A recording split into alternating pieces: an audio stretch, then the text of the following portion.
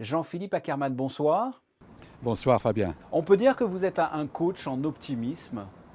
On peut le dire, oui, je suis un coach en management, en leadership, basé sur une conviction, c'est que la réussite d'une entreprise passe par le bien-être des collaborateurs et l'optimisme de l'ensemble de ses dirigeants. Mhm.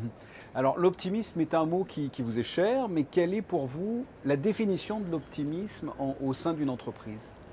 La définition de l'optimisme au sein d'une entreprise, c'est de toujours regarder la partie positive, la partie solution, la partie opportunité de toute action, de tout événement qui nous arrive. C'est Épithète qui a 2000 ans qui nous dit cette parole extraordinaire. Ce ne sont pas les événements qui troublent les hommes, mais l'idée qu'ils s'en font.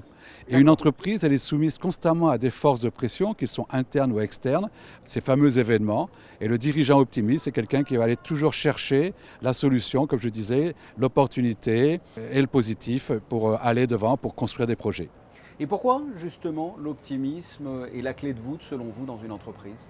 L'optimisme est la clé de voûte parce qu'il y a eu des études qui ont été faites par Harvard pour 2000 entreprises qui montrent que quand je mets un management basé sur l'optimisme, donc sur la confiance en fait, donc sur le futur, sur la confiance au futur, j'augmente mes ventes de l'ordre de 37% en moyenne, l'efficacité de l'ordre de 25%, je fais baisser l'absentéisme parce que les gens sont bien et surtout je fais baisser le turnover, vous savez ce fameux turnover qui fait qu'on est obligé de remplacer toujours souvent nos meilleurs collaborateurs. Dans l'optimisme, c'est vraiment, surtout en ce moment, surtout dans les périodes difficiles, c'est vraiment un soft skill qui permet la performance de l'entreprise. Et actuellement, avec la crise sanitaire, l'optimisme en a pris un coup, j'imagine, non?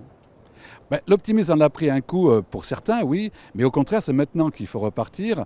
Et je vois toutes les entreprises que je suis et que je conseille ont des résultats différents parce que c'est aujourd'hui qu'il faut redonner confiance aux collaborateurs.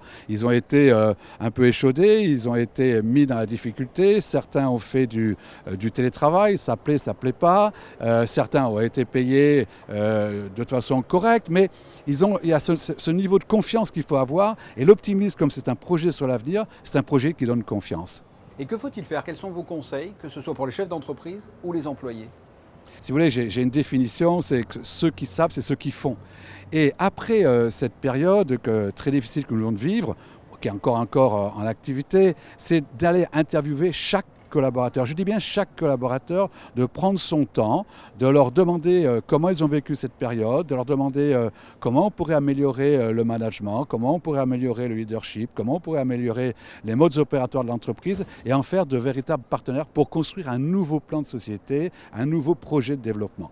Le retour actuellement en entreprise est compliqué selon vous avec les employés qui étaient en télétravail et qui doivent revenir au fur et à mesure en entreprise? C'est pas linéaire, c'est-à-dire qu'il y a des personnes qui vous disent « Ouf, enfin on revient en présentiel, je suis super content parce que je revois mes collègues, c'est vraiment génial, cet esprit de groupe, etc. » Pendant des mois ou des semaines, j'ai été chez moi avec mes enfants, avec mon conjoint, c'était compliqué à travailler.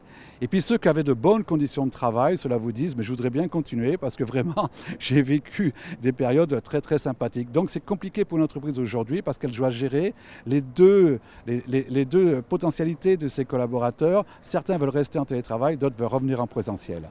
Et comment restaure-t-on le lien humain quand on a travaillé pendant une longue période en distanciel? C'est compliqué?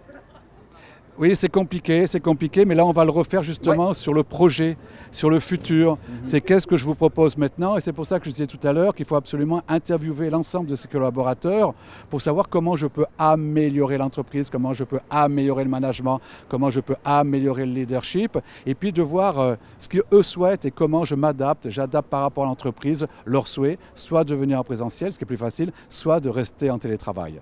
Jean-Philippe Ackermann, merci. Merci à vous et à très bientôt. À très bientôt.